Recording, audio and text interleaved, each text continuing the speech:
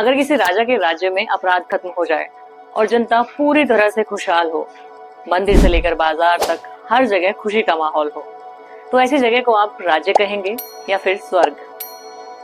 कहा जाता है कि 18वीं सदी में मालवा एक ऐसी ही जगह थी और यहाँ पर कोई राजा राज नहीं करते थे, बल्कि इस राज्य में तो एक रानी की हुकूमत चला करती थी और इस रानी का नाम था अहिल्याबाई होलकर। हो सकता है कि आपने इनका नाम सुना हो, लेकिन इन्होंने जो काम किए हैं उसके बारे में आपको कम ही पता होगा। महाराष्ट्र का एक गांव जिसका नाम था चौंदी, इसी गांव में 1725 में गांव के एक पाटिल के घर में एक बेटी का जन्म होता है और इस लड़की का नाम रखा जाता है अहिल्या।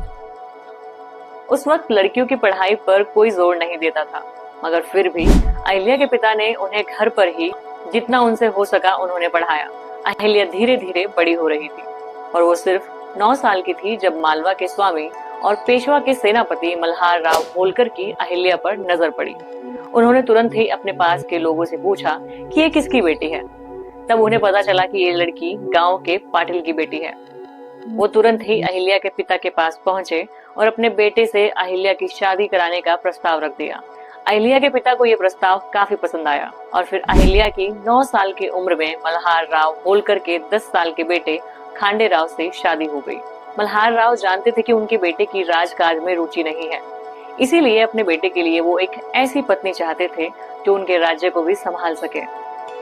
समय बीतता गया, सब कुछ सही चलता रहा, मगर अहिल्या इस राज्य की ऐसी रानी थी जो राज्य के कामों में भी दिलचस्पी रखती थी और यहाँ की राजनीति और कूटनीति पर भी वो अपनी नजर रखती थी।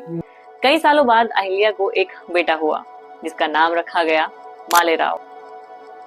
और फिर 1754 में अहिल्या के पति खांडे राव की एक युद्ध में मृत्यु हो जाती है। अपने पति की मृत्यु से अहिल्या इतनी दुखी होती है कि वो अपने पति के साथ ही सती होने का फैसला करती है, लेकिन फिर किसी तरह खांडे राव के पिता यानी कि अहिल्या के ससुर उन्हें ऐसा करने से रोक लेते हैं। वो जानते थे कि अहिल्या मालवा राज्य को अच्छी तरह संभाल भी सकती है और इस क्षेत्र को सुरक्षित भी रख सकती है, और अहिल्या पर उनका ये यकीन बिल्कुल सही निकला। समय और बीता और फिर 1766 में मल्हार राव की भी मृत्यु हो जाती है।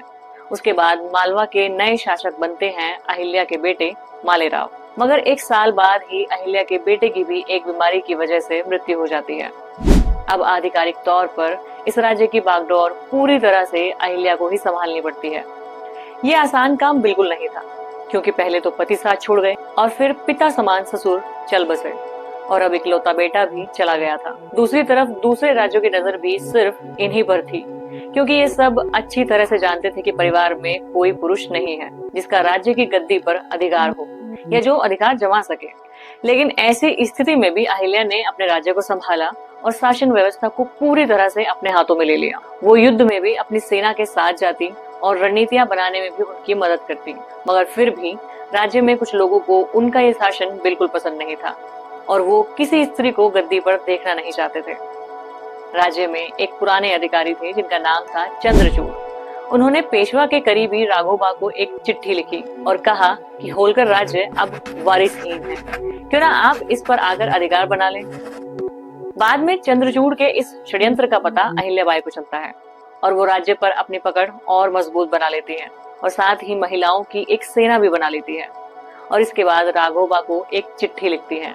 इस चिट्ठी में अहिल्या राघोबा से कहती हैं कि मैं जानती हूँ कि आप मेरे राज्य पर आक्रमण करने की योजना बना रहे हैं, लेकिन मेरा बस आपसे एक सवाल है, क्या आपने इस आक्रमण के बारे में ठीक से सोचा है? अगर नहीं सोचा है तो कोई बात नहीं, मैं आपको समझाती हूँ कि आपको क्या सोचना है। सबसे पहले तो आपके आक्रमण का सामना करने के लिए महिलाओं की एक मजबूत टुकड़ी राज्य की सीमा पर तैयार है। अगर मैं और मेरी सेना हार भी जाते हैं तो आप पर एक कलंक लगेगा कि एक विधवा और अबला नारी के राज्य पर आपने आक्रमण किया है। और अगर हम इस युद्ध में जीत जाते हैं, जिसकी मुझे पूरी आशा है, तब भी आप पर ही तोहमत लगेगी कि महिलाओं की एक सेना से राघोबा हार गए हैं। दोनों स्थितियों में आपका ही बड़ा नुकसान है। अब आप सोचिए और विचार कर हमें इसका उत्तर दीजिए कि आप किस स्थिति के साथ जाना चाहते हैं। अहिल्या के इस पत्र को पढ़कर राघोबा हैरान भी होते हैं और वास्तव में अपने आक्रमण के उस विचार को त्याग भी देते हैं। ये बस एक छोटा सा किस्सा था, जो उनकी बुद्धि और शौर्य की पहचान कराता है। इसके अलावा भी बहुत सी घटनाएं थी जो बताती हैं कि वो एक महान शासक थी और अहिल्याबाई वही रानी थी जिन्होंने काशी विश्वनाथ मंदिर का फिर से निर्माण करवाया था, क्योंकि इस मंदिर को औरंगजेब ने अपने शासन के दौरान तुड़वा दिया था। मगर अहिल्याबाई ने इसी मंदिर को बाद में एक नए सिरे से बनवाया था।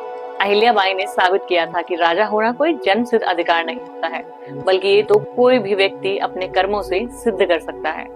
और शायद इसीलिए अहिल्याबाई होलकर को इतिहास में सिर्फ रानी नहीं, बल्कि मालवा की मां कहकर याद किया जाता है।